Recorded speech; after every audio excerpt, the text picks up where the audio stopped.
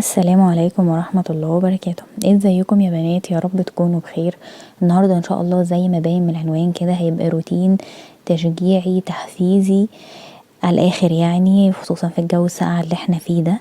هنعمل مع بعض روتين حلو قوي، وكل اللي وراها حاجة تقوم تعملها. وهعمل معاكم الغدا، والغدا ان شاء الله هيكون محشي. طبعا عارفين يوم المحشي ده بيبقى يوم متعب ازاي يعني. والحمد لله الحمد لله المطبخ نضيف الى حد ما، يعني هو مفيهوش غير المواعين بس. من بتاعة العشاء يعني اتعشينا بالليل وما قدرتش اقف اغسلها، كان الجو ساقع قوي يعني، فقلت خليها للصبح بقى. كده كده هعمل محشي، فاقوم بدري شوية اغسل المواعين واعمل المحشي على طول. وزي ما انتوا شفتوا كده المطبخ ما كانش فيه اي حاجة، هو بس الرخامة هتتلمع والبوتاجاز هيتلمع والمواعين اللي في الحوض وبس كده. ودلوقتي هو بغسل بقى المواعين اللي في الحوض، بخفف بس الاول شوية صابون كده في طبق عشان اخد منهم، وابتدي بقى نشمر ونبدأ بقى نغسل المواعين. هما يعني الحمد لله مش كتير، يعني كنت اصلا عاملة قبلها الليلة يعني اللي هي اللي قبل دي كنت عاملة كبدة ومكرونة، فالمواعين ما كانش كتير، ما قدرتش بقى اصلا اقف اغسل، الجو ساقع قوي الايام دي، فما قدرتش اقف اغسل مواعين يعني، سبتهم بقى في الحوض. قلت الصبح اصحى بدري اغسل واعمل محشي بقى. زي ما انتم شايفين كده بقى بغسل المواعين اهو. وانا اصلا ما بحبش الحوض يبقى مكركب كده، بحس ان انا يعني مش عارفه اعمل، يعني ما بحبش اصلا ادخل المطبخ والحوض مليان كده. بس يلا يعني الحمد لله، هو الشتا بيبقى كسل شويه يعني غير الصيف، والشتا السنه دي جاي وحش قوي قوي وساقع قوي يعني الحمد لله. فلو انتي بقى بتتفرجي عليا دلوقتي يلا قومي بقى شوفي وراكي ايه واغسلي المواعين، ويا سلام لو تعملي شويه محشي يدفوكي في الشتا زي ما انا هعمل كده. بس ولو اول مره تتفرجي عليا ما تنسيش تعملي لايك للفيديو ده وتشتركي في القناه، ونورتيني، وان شاء الله تتبسطي في قناتي باذن الله. وياريت تعرفوني بقى بتتابعوني منين، من انهي بلد، ونورتوني كلكم. ابتدي بقى افضي الحوض كده واحده واحده علشان ايه يعني اعرف اتعامل يعني. وبعدين بقى هتشوفوني وانا بعمل محشي، احلى محشي بيدفي جدا في الشتاء. وانا اصلا كان نفسي فيه بقالي فتره يعني، اصلا نادرا لما بعمل محشي في البيت عشان انا وجوزي بس وكده، فدايما بستسهل بقى اقول لما اروح عند ماما هي تعمل لي يعني. وطبعا محشي ماما لا يعلى عليه يعني، اكيد امهاتنا كلنا بتعمل المحشي، ما اعرفش هي نفس الطريقه يعني انا بعمل المحشي بطريقه ماما، بس هو المحشي بيبقى عند ماما بطريقه تانية، انا مش عارفه ليه، اكيد كلنا كده، اكيد كلنا كده. محشي امهاتنا ده حاجه تانية. ربنا يا رب يحفظهم ويخليهم لينا يا رب. زي ما انتم شايفين كده اول حاجه بحب اعملها دايما ان انا افضي الحوض، عشان يعني المواعين بعد كده اللي بيبقى فيه مواعين اللي بتتبهدل بعمله، فاهمين قصدي؟ يعني دايما واحنا واقفين في المطبخ بنعمل مواعين اصلا، خصوصا بقى يوم المحشي ده برضو. فبفضي الحوض الاول قبل ما ابدا اعمل اي حاجه، وبعد كده اعمل بقى اشوف ورايا ايه بقى والم بقى من هنا ومن هنا واعمله بقى. انتي كمان دايما خلي حوضك فاضي، يعني ما تخليش فيه مواعين كده، خصوصا وانتي هتطبخي، عشان يبقى فيه مجال انك يعني هتعملي مواعين تاني ميبقاش كتير قوي والحمل تقيل عليكي. اغسلي اول باول وراكي على طول، وده هتشوفيه دلوقتي انا هعمل كده، الحاجه اللي هتتبهدل هغسلها على طول. فان شاء الله الروتين يعجبكم ويشجعكم وتقوموا كده تعملوا. انا قلت اعمل يوم كامل في المطبخ، يعني هيبقى يوم كامل معايا في المطبخ. يعني انا دلوقتي تقريبا كنت صاحيه كانت الساعه 9 تقريبا، كانت الساعه 9 يا دوب، يعني جوزي مشي وانا قمت بقى اشوف ورايا ايه. فاليوم كان بادئ معايا من بدري قوي يعني. الحمد لله خلاص اهو قربت اخلص المواعين ونشوف بقى ورانا ايه.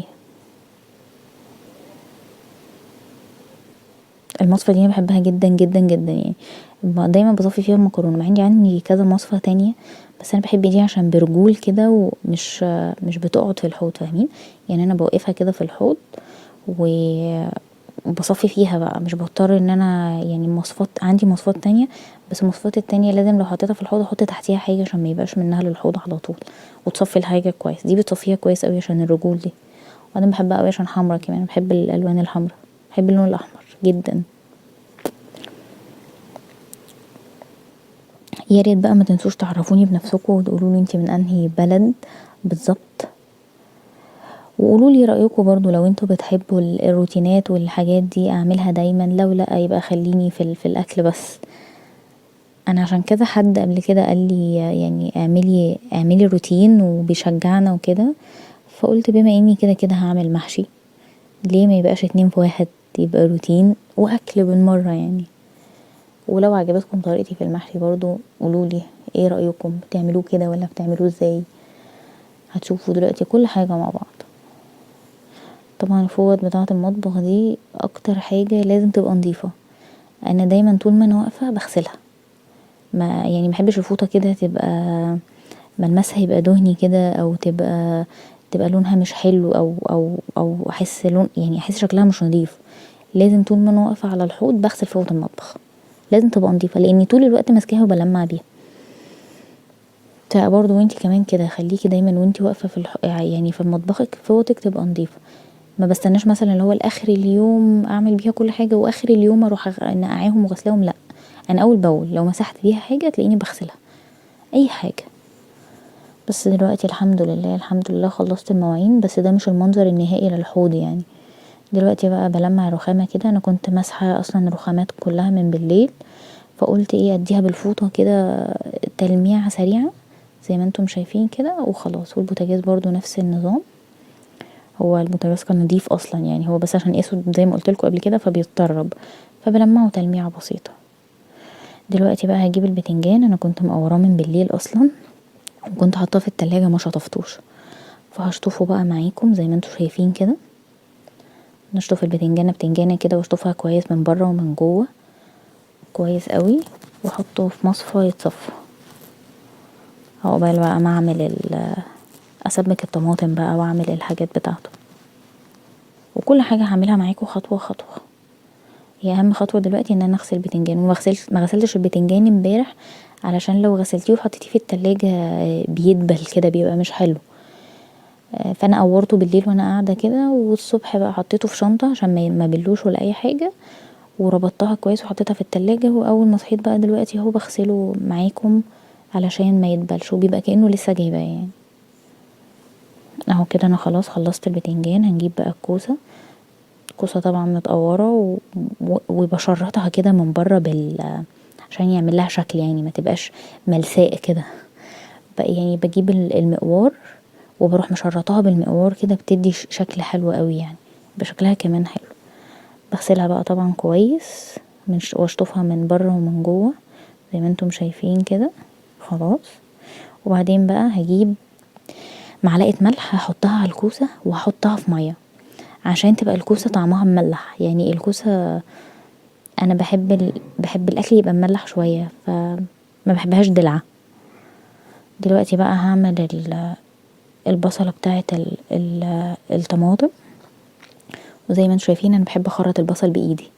عندي الكبه وكل حاجه بس انا ما بحبش اخرط البصل في الكبه، خصوصا البصل اصلا انا ما عمري ما عملت بصل في الكبه. البصله بتاعه المحشي بالذات لازم تبقى بايدك عشان تبقى البصلايه مكعبات كده وتحسي بطعم البصل في المحشي. لو انا عملته في الكبه هتفرمهولي قوي، ولو ما فرمتهولهوش قوي هتخليهولي صغنن كده، وانا مش عايزه كده. انا عايزه احس بطعم كل حاجه، احس بطعم الخضره، احس بطعم الطماطم الرز البصل. عشان امال هو اسمه محشي ليه يا جماعه؟ ده في ناس بتعمله ني في ني. يعني جربي الطريقه دي، جربي تخرطي بايدك. وانا دايما بخرط وانا واقفه على الحوض عشان الشباك بتاع المطبخ اللي هو قدام الحوض على طول بيجيب هوا، فلما تيجي تخرطي دي نصيحه ليكي يعني، لو مش عايزه عينيكي تدمع وانتي بتخرطي بصل خرطي في هوا يعني. الشباك ده بيجيب هوا فانا واقفه في وش الهوا فما بيخليش عيني تحرقني وعيط كتير. فدايما بخرط البوتاجاز البصل وانا واقفه على الحوض. دلوقتي بقى كنت بغسل الطماطم وغسلتها وحطيتها في الخلاط وعصرتها، وبعد ما البصله ما بحمرش البصل قوي زي ما انتوا شفتوا كده، بخليها يدوب تدبل بس، وحطيت عليها الطماطم وسبتها بقى ايه تتسبك مع نفسها. دلوقتي بقى بحضر فطار ليا، بعمل افطر زي ما انا قلتلكوا يوم كامل في المطبخ، هتشوفوا بقى الفطار وهتشوفوا الغدا وهتشوفوا كل حاجه. فعملت لي سندوتش جبنه كده، جبنه اسطنبولي كده بالخس، بيبقى طعمها حلو قوي، وسندوتش جبنه رومي، كوبايه نسكافيه، والحمد لله على كده. النسكافيه ده كانت اول مره اجربه، معرفش ان هو فيه سكر للاسف. يعني انا اصلا بحب النسكافيه دي، لا فبحط معلقه سكر واحده، وحطيته ودقته لقيته مسكر، يعني اللي هو ايه ده، بس انا ما خدتش بالي. فخلوا بالكم بقى، هو فيه سكر، محدش يحط سكر.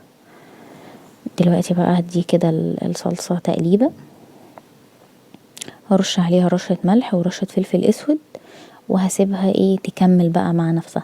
هي بتاخد وقت شويه على النار زي ما انتم شايفين كده. كده بقى كنت فطرت خلاص، وبغسل الكوبايه اللي شربت فيها والطبق، عشان زي ما قلت لكم ما احبش اخلي حاجه في الحوض مش نظيفه، او ما بحبش اجمع مواعين يعني. فبغسل بقى المطرح ما فطرت وكده، وخلاص اهو خلصت. دلوقتي بقى هنضف الفراخ. يعني هو الراجل بيجيبها لي متنضفه وكل حاجه، بس انا طبعا يعني بغسلها كويس يعني. فهغسل بقى الفراخ دلوقتي معاكم، بقطع بقى. يعني اكيد كلنا بنعرف نغسل الفراخ يعني، بس يعني لو بنوته جديده بتتفرجي عليا وما بتعرفيش تغسلي الفراخ، فاهو اديني بغسلها قدامك. انا عشان الفراخ دي فراخ بيضه، فانا بشيل الجلد بتاعها يعني ملوش لازمه، يعني بيخلي الشوربه فيها دهون كتير، وانا مش عايزه ده يعني. بس فبشيل الجلد بتاعها واغسلها كويس قوي قوي قوي، لان هي بتبقى فيها مش عارفه، تبقى مزفلطه كده، فيها زفلطه كده. فانا ما بحبش حته الزفلطه دي، فبقعد بقى اشطف فيها كتير كتير كتير زي ما انتم شايفين كده، واشيل الجلد كله اهو. اللي ما بيعرفش بقى اطلعه بايدي بطلعه بالسكينه.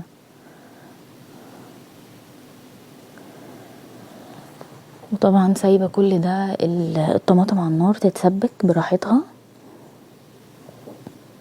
لان وطيت عليها النار وسبتها بقى براحتها خالص. كده كده لسه بقى في الخضره هتتقطع والرز ومش عارف ايه، لسه موالنا موال. طبعا انا مسرعه لكم الفيديو، لان يعني انا وقفت اصلا، انا بقول لكم صاحيه من الساعه 9، بس واقفه في المطبخ من 9 والله لحد امتى، لحد الساعه 4. يوم المحشي ده فظيع.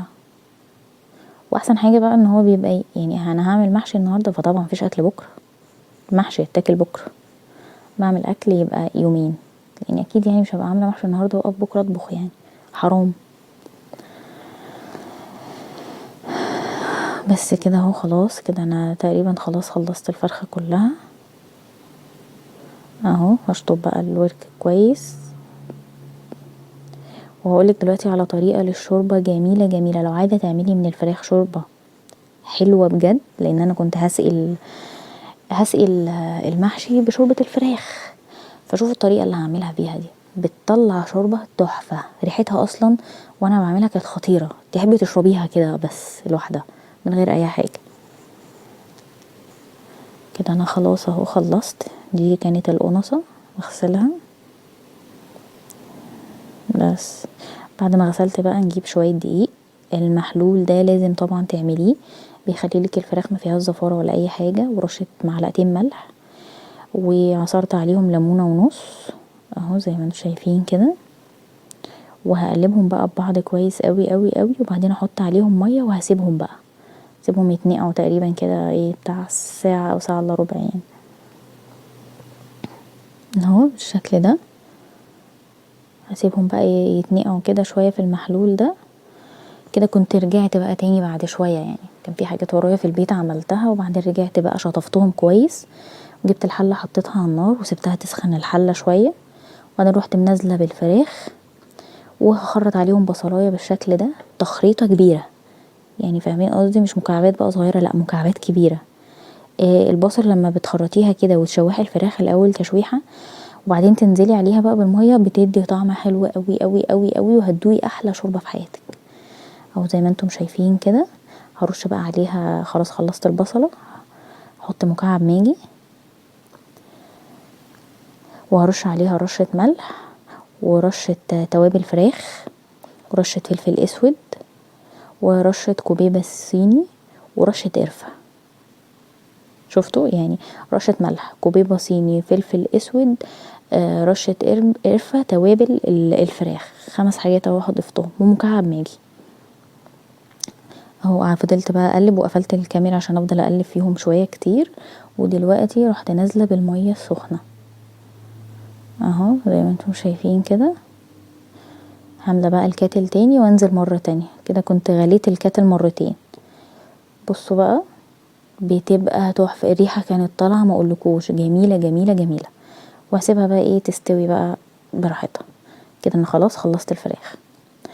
هنا بقى الخضره، كان الراجل جاب لي الخضره، بقطع الخضره. في ناس بتغسل الخضره الاول، بس انا بفضل ان انا اقطعها كلها الاول. ده كان الشبت، خلصت خلاص الشبت اهو زي ما انتم شايفين. هجيب الكزبره، بجيبها الاول، اقطع العروف اللي فوق دي وانا ماسكاها كده، لو فيها حاجه صفرا او حاجه مش عاجباني بروح شايلاها منضفاها. وبعد كده بخرطها زي ما انتم شايفين، اخرطها معاكم اهو تخريطه صغننه. وبعد كده اروح حطاهم بقى ايه كلهم في طبق واغسلهم. ما بعرفش اغسلها وهي كده، بحس ان هي مش بتنضف كويس. انما وهي متخرطه بتنضف اكتر يعني. حتى ده هتشوفوا يعني، هتشوفوا شكل الميه عامل ازاي لما بشطفها كده. كده خلاص خرطت الكزبره. والبقدونس بقى هخرطه اهو. دي البقدونس بتاعت البقدونس كانت حلوه قوي، ما كانش فيها اي ورقه صفرا او حاجه مش عجباني يعني، لا حقيقي كانت جميله. بحب شكل الخضره قوي كده. كنت خلاص خلصت كله اهو بالشكل ده، حطيتهم كلهم في طبق واحد على بعض، الخضره شبت على البقدونس على الكزبره. هامله بقى الطبق ميه واقلبهم كويس قوي قوي قوي. كنت حاطه جنبي مصفى، اللي هي المصفى الالمونيا بقى بتاعتنا كلنا دي. وهشيل الخضار كده اهو زي ما انتم شايفين واصفيه اهو. بصوا بقى شكل الميه بيبقى عامل ازاي. الطريقه دي في غسل الخضره بتخلي لو في طينايه قد الفتفوته تنزل. طبعا هغسلها مرتين مش مره واحده اهو كده. بص شكل الميه عامل ازاي، بص التراب اللي تحت. هحطه وهملة تاني اهو زي ما انتم شايفين كده. كنت خلاص بقى انا قلت اصفيها بقى مع نفسي. كنت غسلت الرز طبعا اهو، وهحط عليه بقى الطماطم بعد ما اتسبكت بالشكل ده. طبعا انا كنت عامله كتير فمرضتش احطه كله، قلت عشان لو احتجت تاني. وهاجي بقى بالخضره، احط الخضره اللي انا محتاجاها. وبرده الخضره كانت كتير ما حطيتهاش كلها بس. ورش بقى الملح وفلفل اسود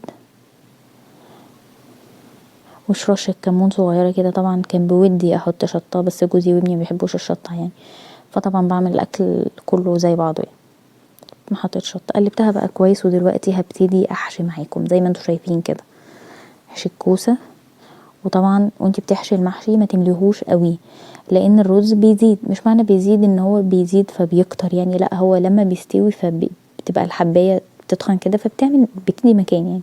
واحنا اتعلمناها جملة كده زي ما هي بتتقال. البتاع ده اسمه ايه، الرز بيزيد. فاعملي حسابك ما تمليش المحشي قوي عشان ما يفرقعش يعني. لو مليتيه قوي هتلاقيه الرز خرج منه كتير كده. وده كان شكل الحله خلاص بعد ما خلصتها. ودلوقتي هعمل ورق العنب. طبعا مش هعمل كله قدام الكاميرا لان انا بطيئه جدا في لف ورق العنب، فهعمل واحدتين كده قدامكم اقول لكم انا بلفه ازاي. وبعدين هكمل الباقي مع نفسي بقى لان انا بطيئه قوي قوي قوي في ورق العنب اهو زي ما انتم شايفين كده. اهو شكل الصباع. وهعمل 2 معاكم بالعدد بس. وده اهو صباع كمان. هوبا هوبا هوبا ايوه. هخلص بقى باقي ورق العنب. ايه ده انا بعمل واحد كمان والله، كتر خيري والله. بس حقيقي ورق العنب بياخد وقت قوي قوي، انا بزهق وانا بعمل ورق العنب. بس هنا الحمد لله كنت خلصت. وانا لما بعمل ورق عنب ما برصوش في الحله على طول، بحطه في صينيه وبعد كده اشوف يعني الكميه دي هتاخد حله قد ايه، واروح رصه بقى في الحله على مهلي يعني. لان انا كذا مره ارص في الحله تيجي الحله كبيره فاضطر انقله في حله تانية. فانا بعمل كده بصراحه يعني، بعمله في صينيه بره كله وبعدين ارص بقى على مهلي. هنا كانت هي جت حله صغننه. هنا بقى كنت هبتدي اسقي المحشي الشوربه. قلت اسقي الصغننه الاول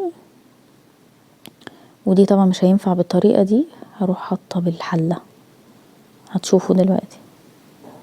هوبا بس كده.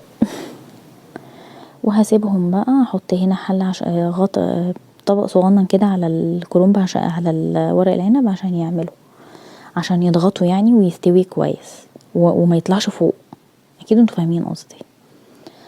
وغطيته بقى وسيبته بقى يستوي براحته. وهنا بقى طبعا زي ما انتم شايفين الحوض كان فاضي من شويه، ده المنظر بعد شويه، ده الشكل. دي كلها مواعين المحشي. المصفى بتاعت الخضره طبعا اتبقى شويه خضره بقى واتبقى شويه طماطم، رحت حاطه الخضره على الطماطم وفي كيس تلاجة شلتهم وحطيتهم في الديب فريزر. ما بيخسروش، مفيش حاجه بتخسر. مره تانية عايزه تعملي محشي تروحي مطلعه دول على شويه محشي كمان، سبكي طماطميتين ولا حاجه ويكفوا يعني. انا ما برميش حاجه يعني الحمد لله.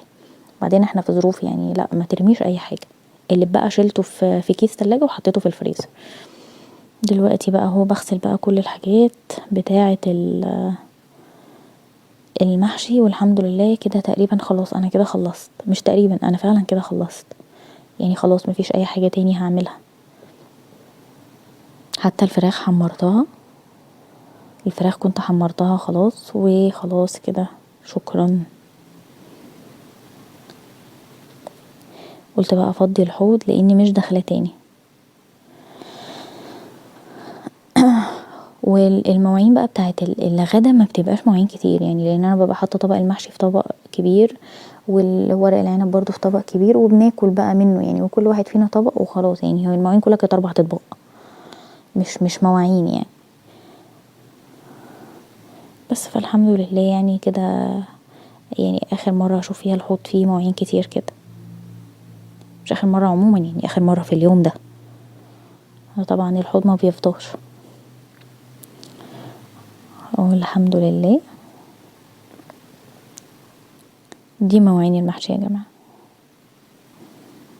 طبعا عماله اجيب اطباق من هنا ومن هنا، بس الحمد لله خلاص كده خلصت. طبعا المحشي طلع طعمه خطير.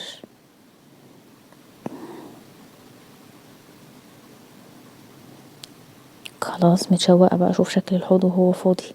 خلاص هانت. هبتدي بقى اغسل الفوطه دي كمان اهي، بس لسه همسح بيها كده. دي بقى خليتها انا من الصبح، خدت بقى الميه كلها والرز ومش عارف ايه، عشان الميه ما تجريش تنزل تحت المطبقيه اللي هي الصفايه دي اللي انا حطاها. فدي دايما زي ما قلتلكوا بحطها كده علشان تحوش لي الميه من هنا من المكان ده، الميه ما تجريش كده، ما تجريش على الرخامه. بس كده انا خلاص خلصت.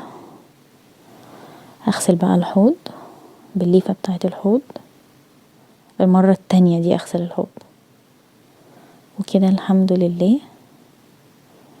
يعني منظر يعني يرد الروح خصوصا بعد يوم طويل وواقفه كتير قوي في المطبخ. بس الحمد لله كده خلاص. والارض الحمد لله كانت نضيفه، هو بس وقع مني شويه بقدونس كده وخضره وانا بخرطها، رحت عاملاهم بالمقشه الصغيره والجروف وخلاص على كده. بوريكوا بقى شكل الرخامه اهي.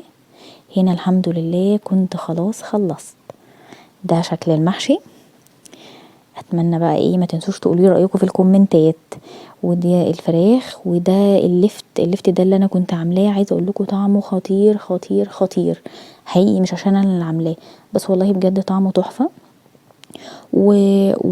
يعني مش طري يعني، هو تحسيه طري بس هو مش طري، هو بيقرمش وحلو. بصوا ماسكه نفسها ازاي، وبجد حلو قوي قوي قوي قوي.